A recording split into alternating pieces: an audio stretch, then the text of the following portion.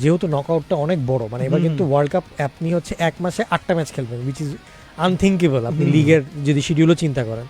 সেই হিসাবে যেই পরিমাণ আমি পর্তুগালের স্কোয়াডের ডেপথ দেখি, তারা আর কি ওই স্কোয়াডের ডেপথের কারণেই পারটা পেয়ে যাবে, বাকি সবাই স্কোয়াড ডেপথ না থাকার কারণে।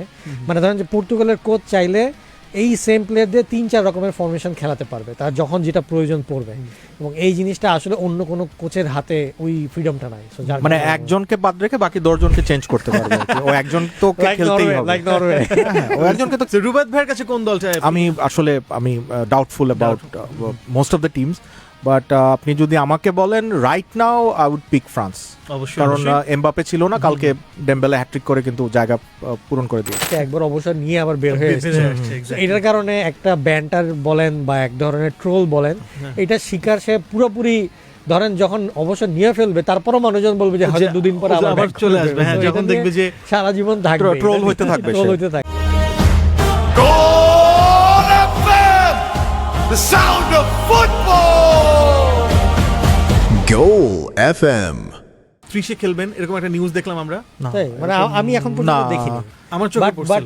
বাট মানে ওর অবসর নিয়ে সবসময় একটু কানাঘুষা চলবে, কারণ সে একবার অবসর নিয়ে আবার বের হয়ে এসেছে। এটার কারণে একটা ব্যান্টার বলেন বা এক ধরনের ট্রোল বলেন, এটা শিকার সে পুরোপুরি। ধরেন যখন অবসর নিয়ে ফেলবে তারপরও মানুষজন বলবে যে হয়তো দুদিন পর আবার চলে আসবে, হ্যাঁ, যখন দেখবে যে সারা জীবন থাকবে, ট্রোল হইতে থাকবে। বুঝতে পারছি। আমরা একদম শেষ পর্যায়ে চলে আসছি। আমি জাস্ট মানে দুজনের কাছেই একটা প্রশ্ন করতে চাই এবং এই প্রশ্ন দিয়ে শেষ করতে চাই, এন্ড সেটা হচ্ছে যে এখন পর্যন্ত কোন দলকে সেরা মনে হয়েছে? Brazil, Argentina, France, Portugal, Spain, মানে কোন দলকে সেরা মনে হয়েছে? হ্যাঁ, কোন দলকে মনে হয়েছে যে না এই দলটা ফাইনালে যাওয়ার সম্ভাবনা আছে এখন পর্যন্ত? যদি শায়েক ভাই আপনি বলেন, আপনার নিজের, আপনার আবেগ থেকেও বলতে পারেন, ইংল্যান্ডের নামও বলতে পারেন, কোনো সমস্যা নেই। সমস্যা হয়ে গেছে যে যে ভালো খেলতেছে তাকেও কনভিন্সিং মনে হচ্ছে না, আবার যে এবং মানে আসলে কি আমি শাহেক ভাইয়ের দ্বন্দ্বটা বুঝতে পারছি যে এখন আসলে কোন দলের অ্যাটাক মনে হচ্ছে বেস্ট, কোন দলের মিডফিল্ড মনে হচ্ছে অনেক ভালো, কোন দলের ডিফেন্স, তিনটার কম্বিনেশন এখন পর্যন্ত আমার চোখে পড়ে নাই। তবে আমি এটাই বলবো লাস্টলি যে মানে যেহেতু আর কি সারা বছর ফুটবল খেলা দেখা হয়, লিগ টিগগুলো ফলো করি, মানে যেহেতু নকআউটটা অনেক বড়, মানে এবার কিন্তু ওয়ার্ল্ড কাপ আপনি হচ্ছে এক মাসে 8টা ম্যাচ খেলবেন, উইচ ইজ আনথিঙ্কেবল আপনি লিগের যদি শিডিউলও চিন্তা করেন।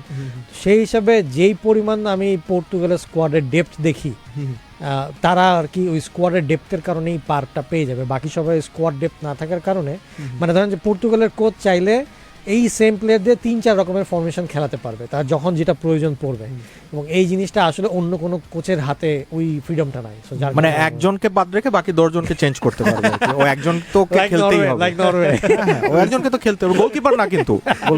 I know that, we know that. আর নেক্সট ম্যাচে দেখবেন ওকে নামাচ্ছে না, আর গঞ্জালো আল নাসেরের সাথে কথা হচ্ছে, ওকে রোনাল্ডোকে না নামাইলে আল নাসেরে চাকরি দিবে বিলিয়নস অফ সৌদি ডলার।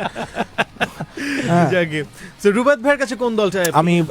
আমি doubtful about most of the teams, but আপনি যদি আমাকে বলেন right now I would pick France, কারণ এমবাপে ছিল না, কালকে ডেম্বেলে হ্যাটট্রিক করে কিন্তু জায়গা পূরণ করে দিয়েছে। অবশ্যই। সো এই কনক্লুশন এবং এই আশা নিরাশা এবং সেই সাথে সবকিছু মিলিয়ে আজকের মতো শেষ করতে যাচ্ছি আজকের আমাদের শোটা, অ্যান্ড গোল এফএম। কালকে আবারও কানেক্টেড হয়ে যাব।